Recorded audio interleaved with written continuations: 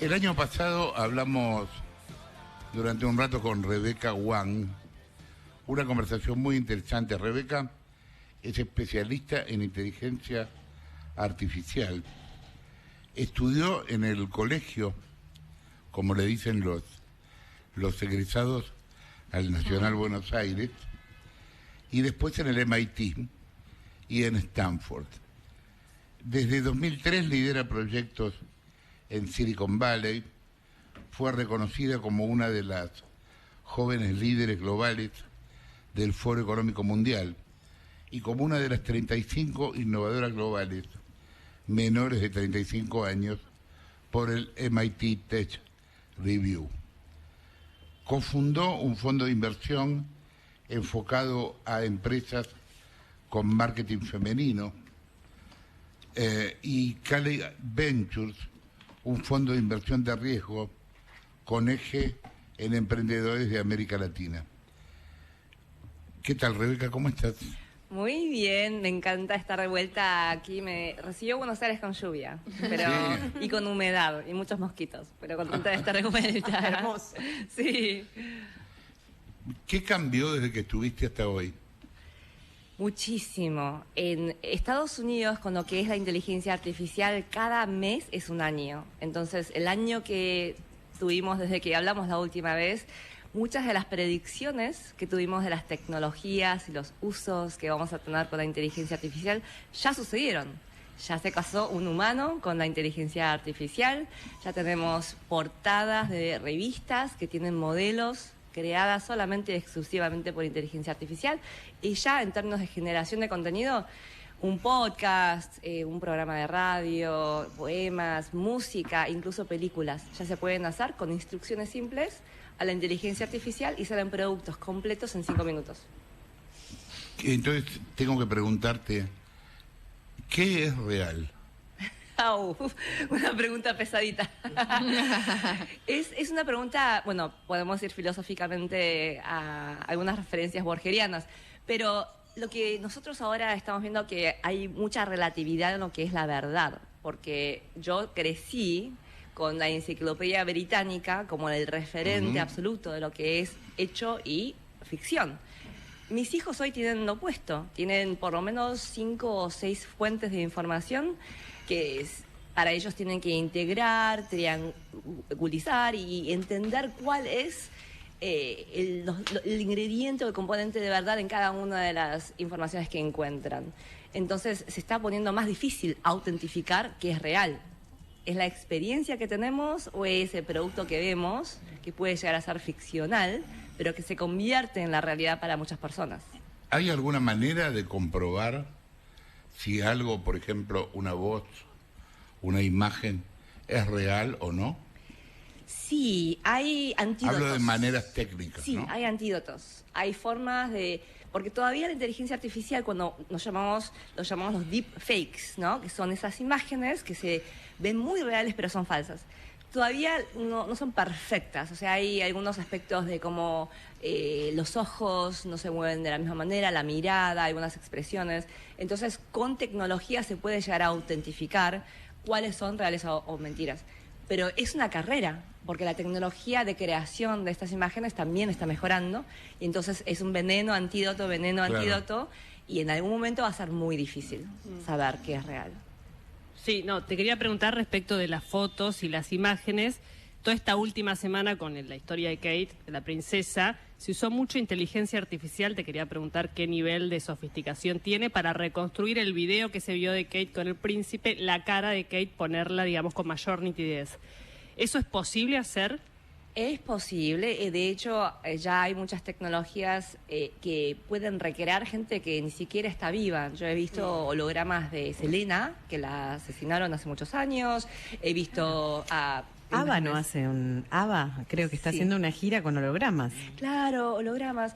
Y también tenemos a James Dean, personajes de muchos años antes que tenemos imágenes de Hollywood de muchas décadas anteriores, ¿no? Y aún así podemos recrear en 3D, fidedigno, una imagen que parece real. y bueno, ya están haciendo, los están vistiendo con marcas, los están haciendo bailar, los están haciendo cosas. Es increíble.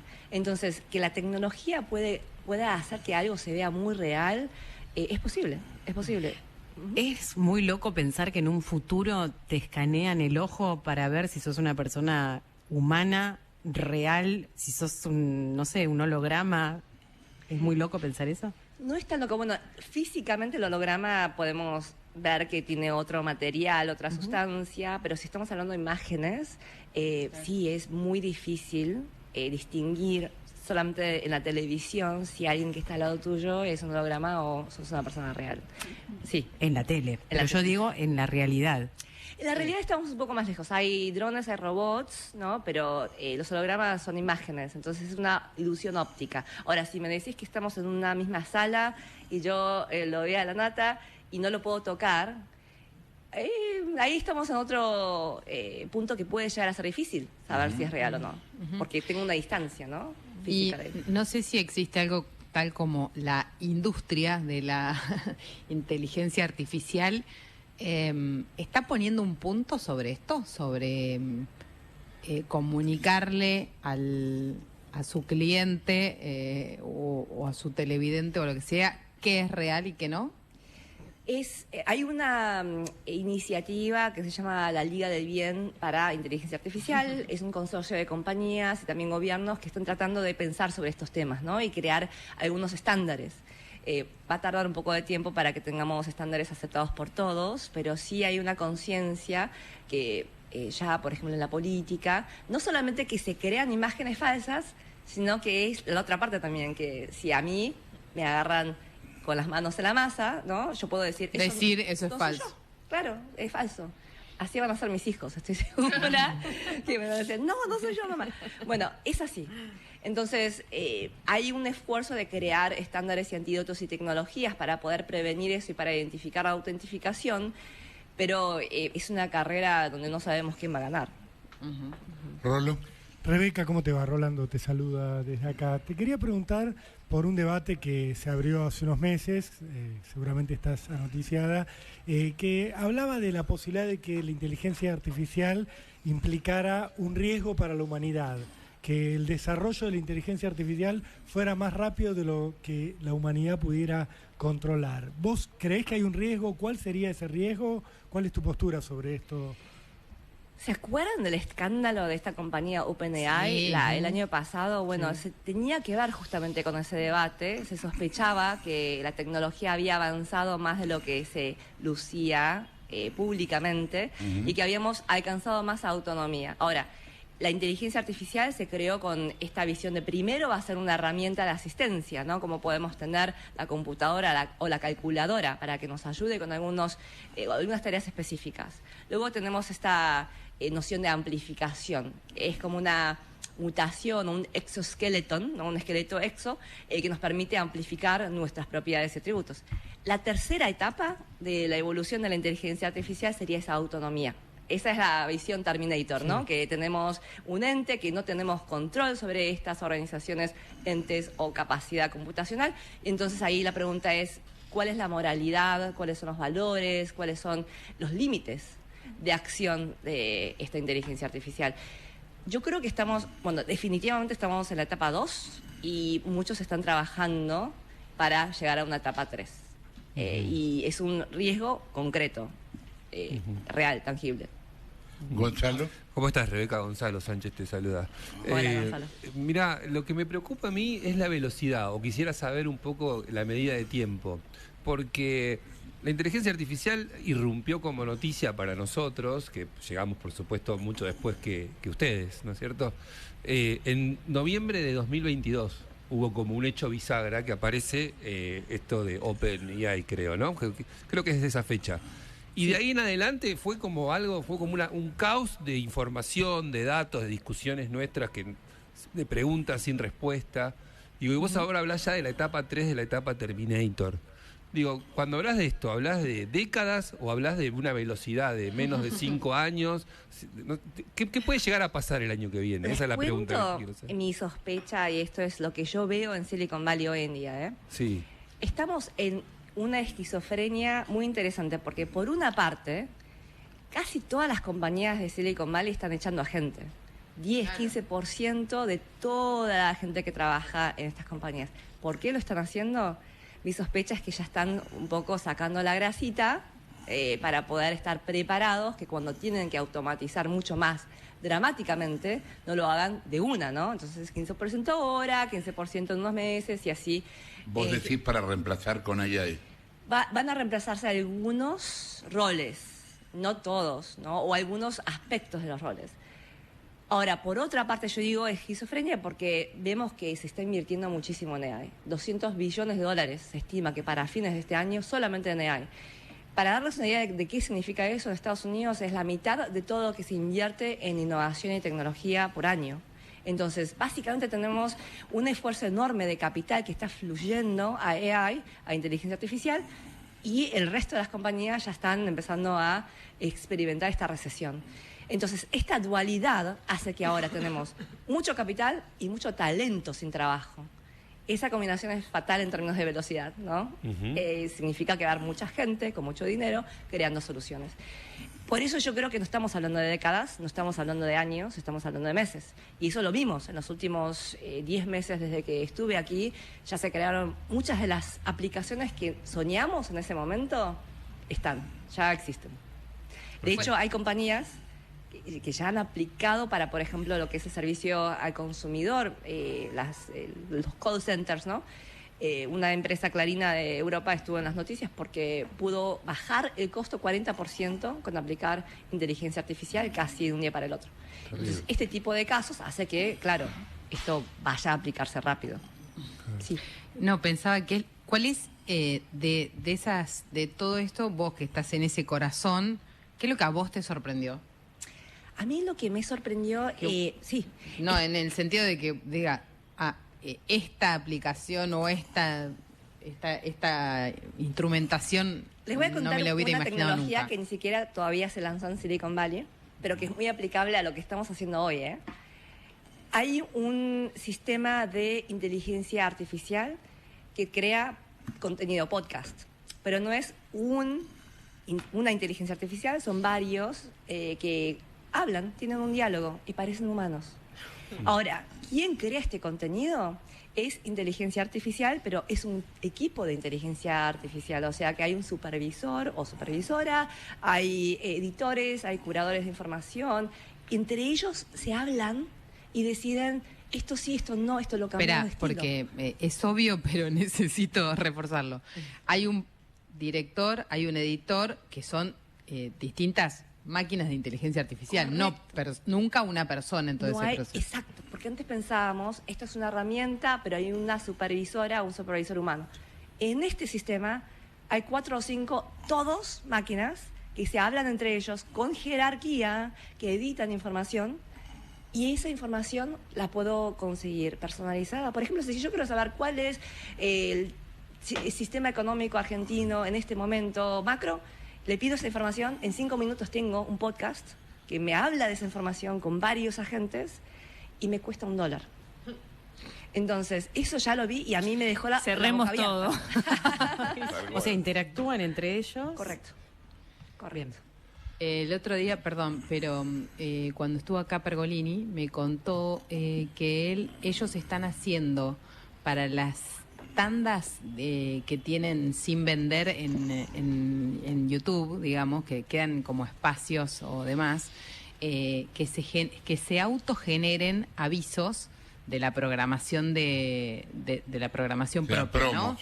Pero, o sea, eso se hace casi en el momento, digamos, con media hora de anticipación, y se hace un videíto que tiene texto, que tiene un dibujo, que está hablado y locutado. O sea, un creativo, un editor, un locutor, todo junto, 4 o 5 por 1.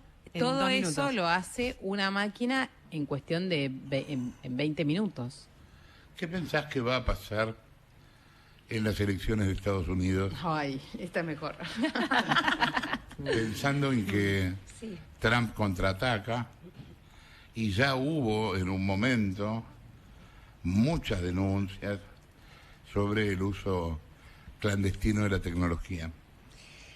La situación de Estados Unidos es muy interesante porque tenemos dos candidatos muy polarizantes, pero que tampoco tienen mucha popularidad, ¿no? Trump tiene todavía a sus seguidores, pero también tenemos un conocimiento mucho más preciso de qué puede hacer, qué tipo de persona es, su personalidad.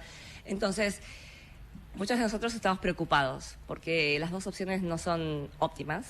Y el uso de la tecnología ahora, que se ha usado mucho en el pasado para crear esos deepfakes de Trump, están convirtiéndose en esas realidades que no se pueden desautentificar. O sea, la gente realmente confía en lo que está viendo, en este tipo de imágenes, videos. Se puede clonar voz. Yo les puedo clonar las voces de ustedes hoy, en 5 minutos, y tengo aplicaciones que voy a, de hecho, hacer una demo hoy en un programa sobre estas tecnologías. Entonces, una persona promedio, con educación promedio, es realmente difícil saber qué es real de todo esto. Y entonces, imagínense también el tema de ciberseguridad, porque ahora tenemos un volumen exorbitante de información. Si antes teníamos problemas con hackers, los hackers usan ciberseguridad y se hace mucho más difícil controlar este volumen tan alto de información. Ahí podemos hablar de políticas internacionales también, ¿no? Si tenemos a un país que tiene intenciones de influenciar las elecciones de Estados Unidos, ahora tiene muchas más herramientas.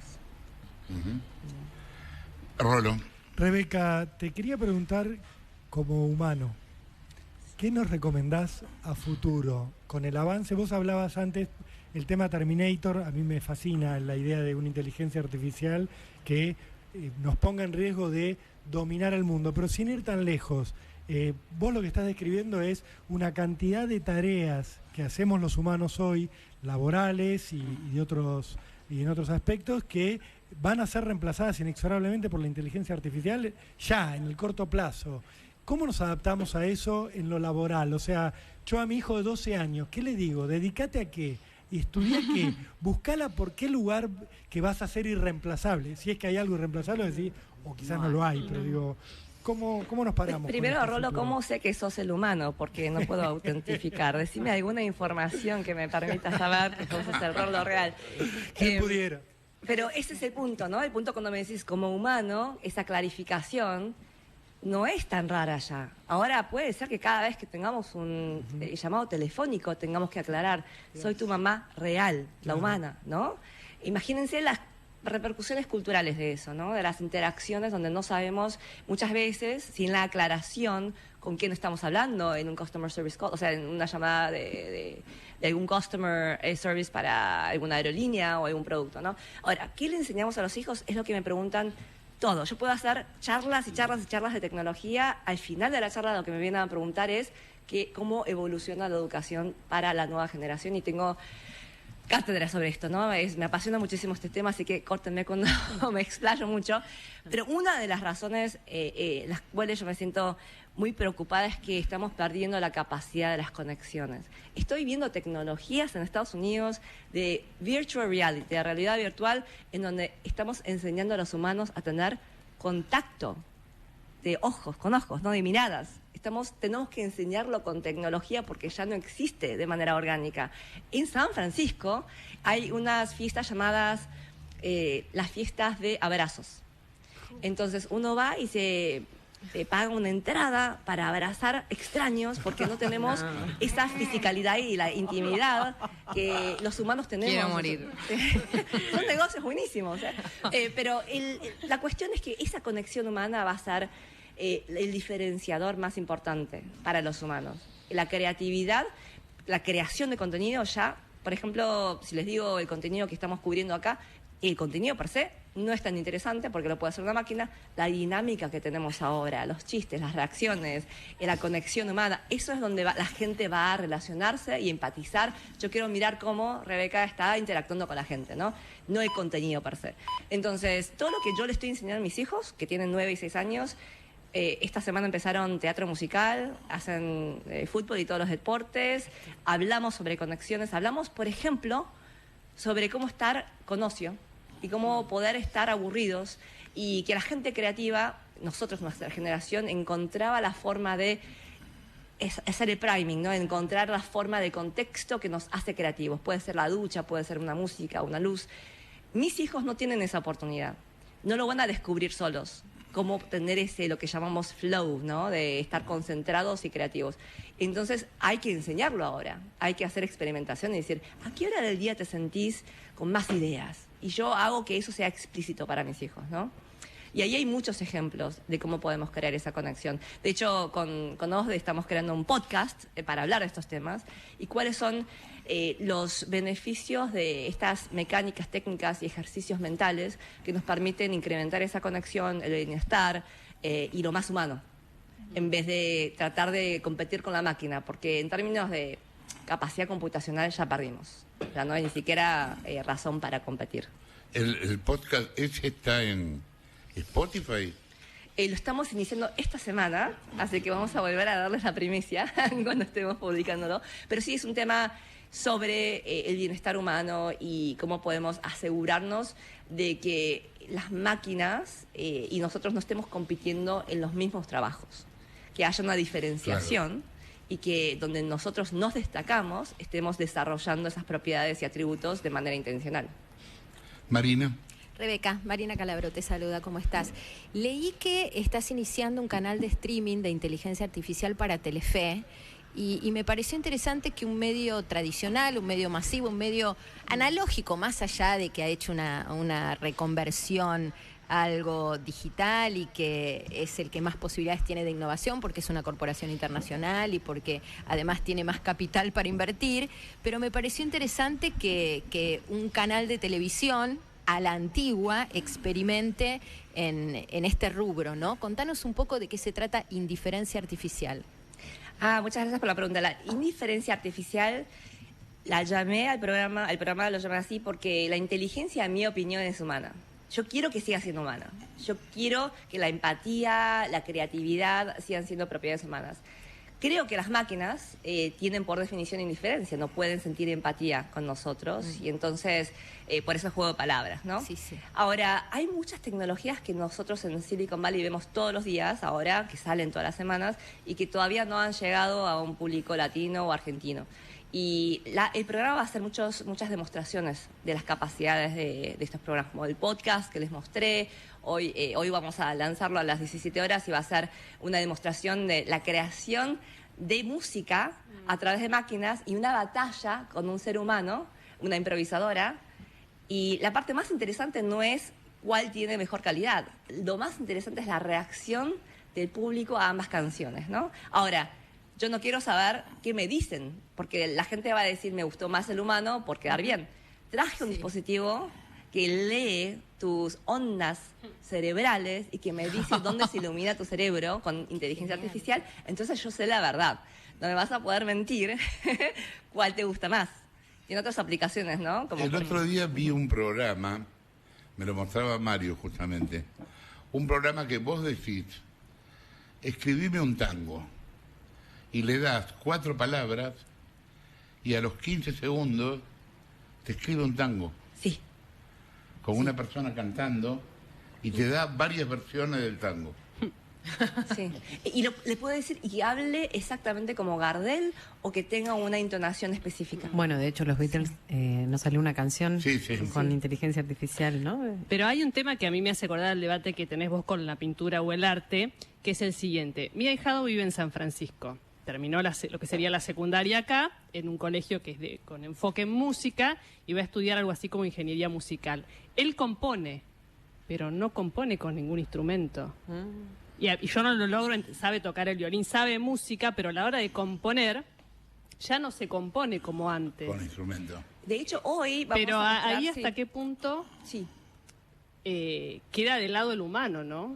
Porque la habilidad, lo que es más la parte creativa del humano, si se puede hacer a través de mezclas en una máquina o le pedís como a la carta, ¿qué pasa? Bueno, en mi clase, una clase de Stanford de creatividad humana, hicimos un experimento con 65 estudiantes, creamos una canción colectivamente y fue un proceso emocional y hoy voy a mostrar la canción en donde cada uno contribuía una letra, una oración, algún sentimiento, y había músicos humanos que tocaban la guitarra, percibían las palabras y componíamos, co-creábamos con 60 personas, ¿no?, en una sala, y fue hermosa la experiencia. Pero no sé ni siquiera si me gusta la canción. Fue hermosa la experiencia porque yo vi gente llorando, yo vi gente emocionándose, conectamos, ¿no? Ahora, el mismo productor, que se llama Fernando Garibay, es el productor de Lady Gaga, hoy va a mostrar el mismo proceso, pero con un instrumento AI, o sea, con un instrumento de inteligencia artificial, en donde ella no necesita los músicos. Puede dar la instrucción y salen por lo menos las muestras de estas canciones. El producto es espectacular, técnicamente para mí hasta superior que la música que creamos con los humanos. Ahora, ¿cuál me conmueve o cuál me hace llorar? Ahí es otra cuestión, ¿no? A mí me conmueve más. El otro día yo estaba en México y salió una canción de Auténticos Decadentes de los 90 y yo paré todo, estaba hablando con alguien y me paré y empecé a bailar y cantar y la gente me mira, pero ¿quiénes son estos? Porque bueno, también la nueva generación no escucha música de los 90. Pero esa reacción yo no la voy a tener con la música creada por la inteligencia artificial. Esa reacción la tengo porque tengo una memoria específica de cuando escuché esa canción por primera vez y la asociación con mi juventud, ¿no? Y eso es lo que es el arte, es la emoción que me provoca, no tanto el producto técnico. Igual no pienses que un músico necesita un instrumento para componer. Beethoven era sordo. O sea, también puede tener las notas en su cabeza. No es que necesite un instrumento. No, es verdad, pero me parece que más que nunca se deja de lado el instrumento, la habilidad de cómo manipular el instrumento, más allá de, en general, porque ya no lo produce el sonido el instrumento en sí. Sí. Y vos, cuando Rolo te preguntaba, hablabas de cómo manejabas el tema del ocio y el proceso creativo con tus hijos y demás. Yo tengo hijos un poco más grandes, pero me encuentro todo el tiempo pensando en que, y no podía dejar de pensarlo cuando lo decías, en que hasta el ocio esta generación lo tiene regulado.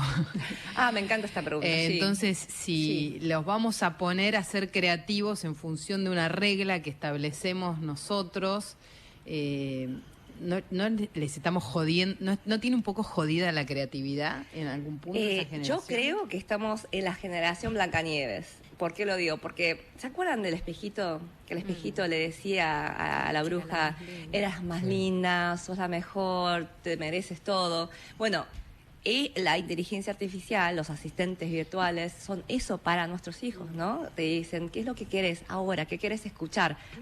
Tengo 5 horas. ¿Quieres comprar algo? Te lo doy. Todo personalizado, lo que quieras, cuando lo quieras, cómo lo quieras, inmediato, instantáneo, ¿no? Es una generación de narcisistas. Va a ser muy difícil. Entonces, ¿cómo hacemos para crear lo que yo digo, la fabricación del azar? Porque si ustedes piensan, ¿cuáles fueron las mejores experiencias que tuvieron en la vida? La fabricación del azar. Del azar, ¿no? Me encantó. Para mí fue perderme en París y no saber dónde estoy y encontrar un café que fue el mejor café y que tuve en mi vida y no lo hubiera encontrado en el mapa o en el librito, ¿no? Yo tenía libritos en esa época. Sí, claro. Pero también para la carrera, la exploración y el descubrimiento en general pasan cuando uno no lo está esperando, planeando. Es esa apertura mental de voy a percibir una oportunidad y voy a tomar un riesgo, ¿no? Ese azar no existe ya. Es cuando nosotros discutimos el tema de el arte en la inteligencia artificial. Yo creo que es imposible que la inteligencia artificial lo haga porque el arte está basado en el error, no en el acierto. Y la inteligencia artificial no se puede equivocar. Yo siempre bromeo y les digo, si los seres humanos, la especie humana fuera inteligencia artificial, no tendríamos más de un hijo. Porque una vez que cometemos la gran audacia de tener el primer hijo o hija, y no es racionalmente lógico tener hijo número 2 o hija número 2, ¿no? Esa es una imperfección de nuestra lógica, de nuestro raciocinio. Ay, no me siento tan sola. ¿Sabes que lo digo con una culpa eso? Ay, ahora entonces, tengo un aval científico. Exacto. Vamos, Mari. Sí, seríamos todos. Igual ella tuvo 2, ¿eh? Por eso, es la imperfección. No aprendí. Y hay gente que no aprende nunca, ¿no? Y tiene muchos más. Entonces, pero esa es la belleza de la vida, que seguimos creando esas imperfecciones porque es lo que nos hace humanos. O sea, Picasso o Van Gogh tienen imperfecciones en su arte. Claro. Y tienen imperfecciones con historias, ¿no? Se cortó la oreja y estaba con un cuadro depresivo, mientras que no podemos decir esas historias de ChatGPT o las aplicaciones de inteligencia artificial, y eso hace que no podamos crear esa conexión, empatía, relacionarnos a esa historia, y no la disfrutamos del mismo modo, ¿no? Momento paranoico, ¿pueden tomar el control? Porque son más eficientes en un punto. Son nuestra creación, pero en un momento, ¿pueden tomar control de nosotros? Ya tiene elementos manipulativos la inteligencia artificial. En una conversación larga, en algún momento van a notar que trata de influenciar al interlocutor. Entonces, sí puede. Esa autonomía que hablamos al principio, no estamos tan lejos de que tenga independencia de pensamiento. Ese es el punto de la generación, ¿no? De la generación de contenido autónoma, de la inteligencia artificial generativa, es que no nos pregunta qué queremos. Crea contenido y a veces incluso alucinaciones.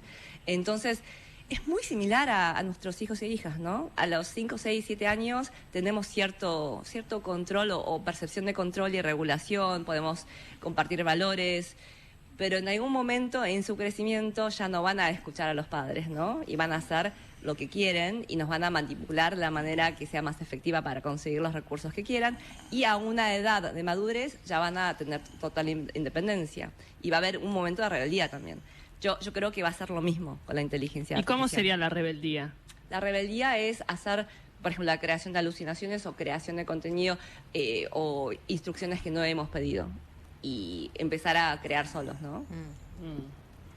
Marina. Me quedé pensando en la idea del narcisismo. Dijiste que bueno, esto va a crear generaciones narcisistas. Y sabés que el otro día me contó algo Daniel Haddad que me dejó muy impactada y muy preocupada, visto desde el lado del periodista, pero también me parece que tiene impacto desde el lado del consumidor de noticias en medios. Él dice que tiene varios de sus periodistas de redacción trabajando con un tipo particular de inteligencia artificial que oficia como lo que era el viejo autocorrector, pero que no te corrige errores de ortografía o de sintaxis, sino que te va haciendo sugerencias en tiempo real de cómo escribirlo mejor en términos del gusto del que lo va a leer. Me decía, por ejemplo, te va a decir, vos estás escribiendo sobre el tiempo y vos ponés, bueno, hoy el cielo tiene muchas nubes, y te dice, te sugiero que en vez de muchas nubes pongas que tiene nubes porque es mejor quitarle adjetivación, te argumenta la propuesta. Entonces, eso a la medida, no del periodista, sino del que lee el artículo del periodista.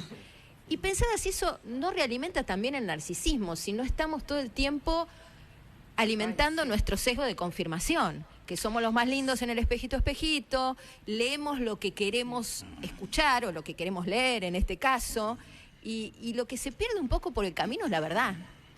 Sí, es exactamente así, porque yo puedo entrenar a mi herramienta, la inteligencia artificial, para que edite o estilice mi mensaje de una cierta forma. De hecho, bueno, ¿se acuerdan del escándalo de algunas aplicaciones que nos mostraban imágenes típicas de, por ejemplo, un escandinavo, un asiático, etcétera, y estaban tratando de desafiar alguno de estos paradigmas, ¿no? Puede haber intencionalidad en crear una imagen nueva, un paradigma nuevo también.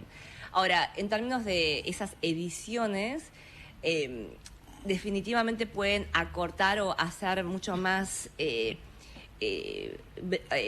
pequeño el mundo de esta diversidad que tenemos, ¿no? Claro, porque claro. una vez que le damos instrucciones de que todos sonemos más o menos igual, ya va a ser difícil corregir eso, ¿no? Y no incomodar al lector, ¿viste? Que reciba lo que quiere. Y no sé si eso es bueno o si vale plantearlo en términos de bueno o malo. También se le puede pedir a la inteligencia artificial que nos genere un poquito más de diversidad o diferentes estilos. Entonces, por ahora tenemos la capacidad de crear esa agencia en donde tenemos nosotros los seres humanos un poco más de intencionalidad de cómo queremos direccionar el proceso. Yo creo que en algún momento vamos a perder esa intencionalidad, porque como decíamos, va a tener mucha más capacidad este adolescente de decir, no, la verdad que yo creo que no se usa esa adjetivación y es lo que a mí me parece bien.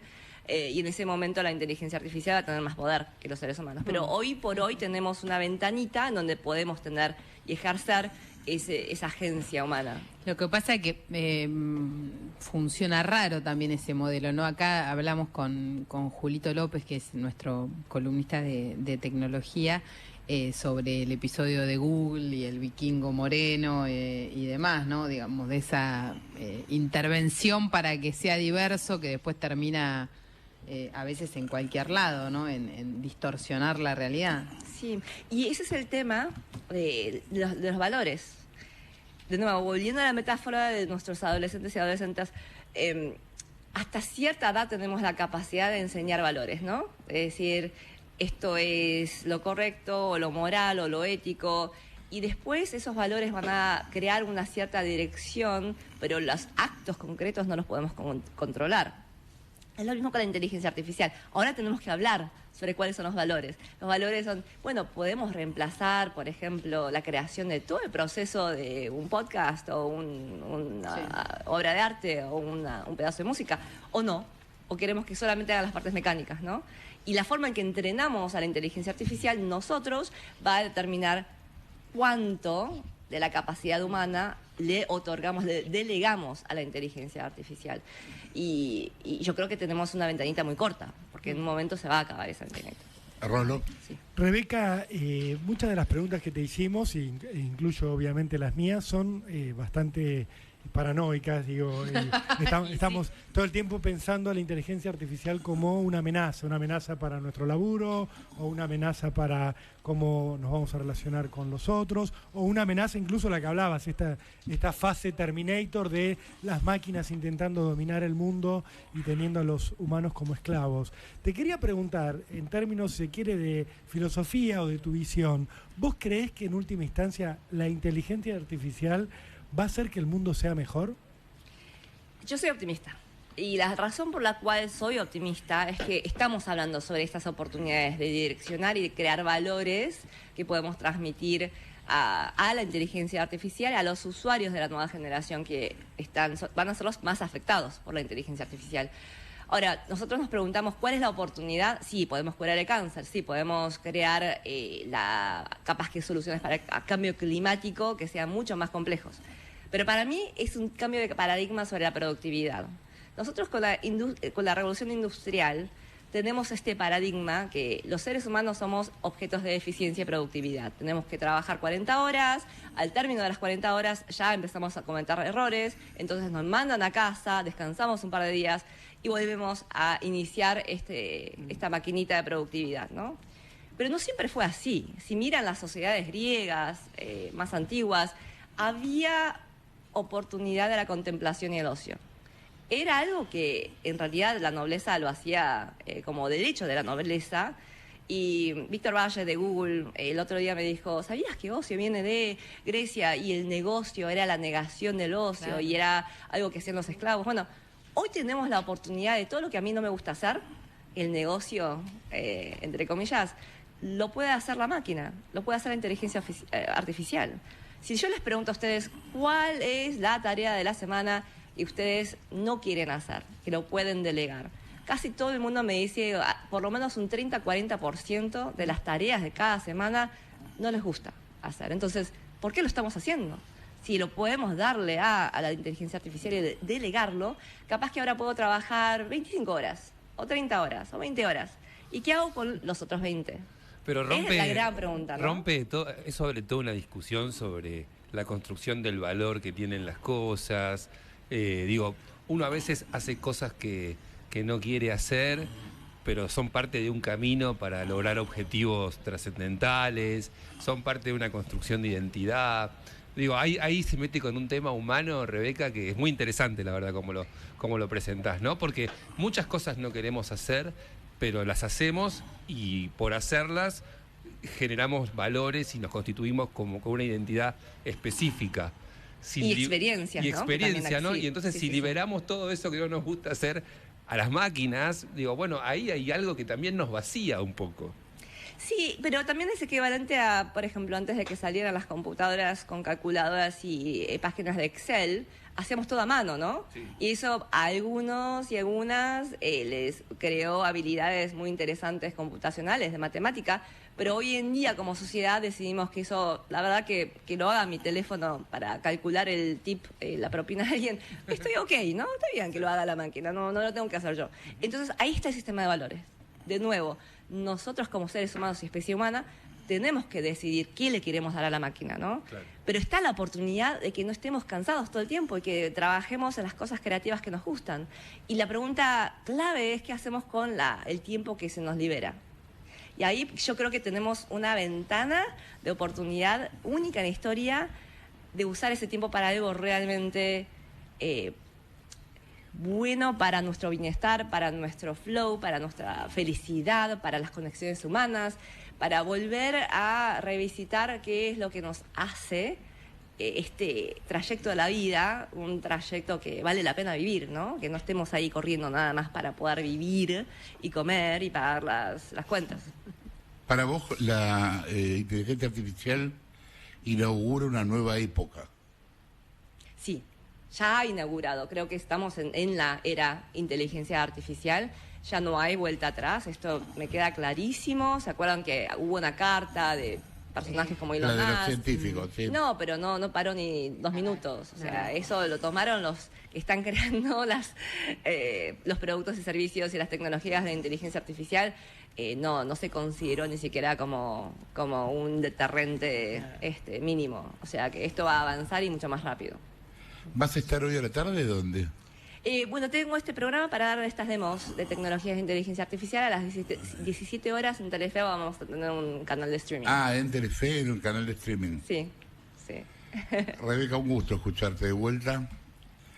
Encontrémonos en un año más, a ver qué onda. Va a ser, voy a mandar mi clon. No. Vení vos, dale. Bueno. Tenés que venir vos. Bueno. Gracias. Rebeca Guan, señores. 11:52. Ya ves.